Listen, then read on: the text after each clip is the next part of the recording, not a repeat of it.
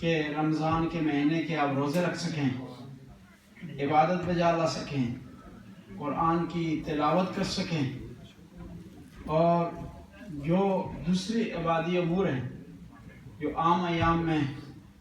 آپ کی پہنچ سے دور تھے، رمضان کے مہینے میں خدا نے نزدیک کر دی۔ اور اس مہینے میں خدا نے جہاں طرح طرح کی نعمتوں اور برکتوں کا آپ کے لیے انتظام کیا، وہاں ہی پر شیطان کو قیدی بنا دیا۔ آج کے دن شیطان آزاد ہو گیا ہے اور آپ کو بتایا جا رہا ہے کہ آپ نے ہوشیار رہنا ہے۔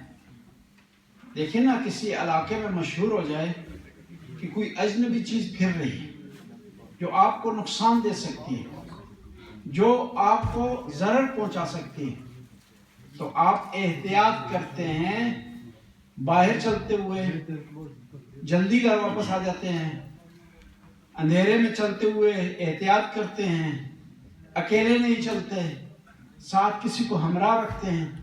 تو آپ کو بتایا جا رہا ہے کہ ابھی شیطان آزاد ہو گیا ہے،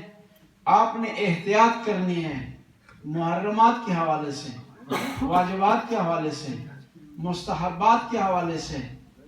اور ذوی الحقوق کے حقوق کا خیال رکھنے کے حوالے سے، حق الناس کے حوالے سے۔ اور آج بڑا دن ہے،